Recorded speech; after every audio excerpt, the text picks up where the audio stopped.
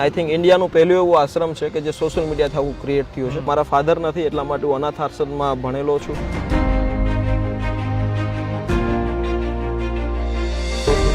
ભાવનગર નંદકોરદા બાલાશ્રમ કે જ્યાં મેં 7 થી 8 વર્ષ અભ્યાસ કર્યો છે. અહીંયા ઇંગ્લિશમાં વાત કરનારા 10 પેશન્ટ છે જે મને નથી આવડતું, એ લોકો પાસેથી હું શીખું છું.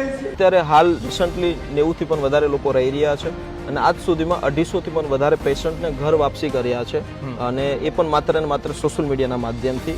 મારું નામ તો બહુ સારું છે, મારું કામે સારું છે, પણ હવે આને નહીં સમજાય, મન ન સમજાય કે મારા એક તો જ્યારે હું આમને ટચમાં આવ્યો, એક તો ઓલરેડી મારા પેપર વર્ક મને જ્યારે ખબર પડે ને ત્યાં સુધીમાં અચાનકમાં છે. હવે મારા કઝિન છે, હવે એક વસ્તુ આમાં રિલેશન નથી હોતું.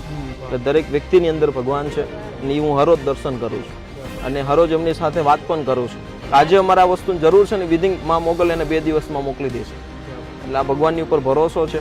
અમારા આ રાજ્યના મહારાજ છે અને આખા આશ્રમની બધું સંચાલન મહારાજ કરે છે. એમઆરની નોકરી કરતો હતો, એઝિયોર ફાર્માસ્યુટિકલ.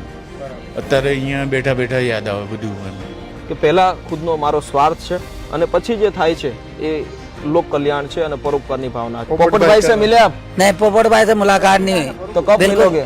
जब वो मिलेगा जब ही मिल जाएंगे. हैं? ये दादा है, दादा बोले तो भाई, बड़ा भैया, छोटा बड़ा भैया. भैया नहीं बड़ा. પોપટભાઈ से મિલાऊंगा मैं. जरूर. કોઈ એવી રીતે કર્મચારી રૂપે નથી. અહીં તમામ લોકોની જવાબદારી આપેલી છે અને એક અલગ અલગ ડિપાર્ટમેન્ટ છે. જેમ કે વાસણ ધોવાનો ડિપાર્ટમેન્ટ અમારા પ્રભુજી સંભાળે છે, ગૌશાળા છે તો એ મારા પ્રભુજી સંભાળે છે, એટલે મારી ગાડી પણ મારા પ્રભુજી જ ચલાવે છે. એટલે એ ભરોસે બધું ચાલે છે. એક પ્રભુજી તમે કરી રહ્યા છો કે દુનિયા જેને પાગલ કહી રહી છે તમે તેને પ્રભુજી કહી રહ્યા છો, એની પાછળની કહાની છે. પણ વાસ્તવિક રૂપે કોઈ પાગલ છે જ નહીં, પાગલ બનાવવામાં આવે છે અને અહીંયા બહુ સારી રીતે બધા લોકો પોતાની જિંદગી જીવે છે. ભગવાને હંમેશા એક વાત કીધી છે આપણને કે જ્યારે તું મારા કીધેલા રસ્તા ઉપર ચાલીશ તો હું હંમેશા તારી સાથે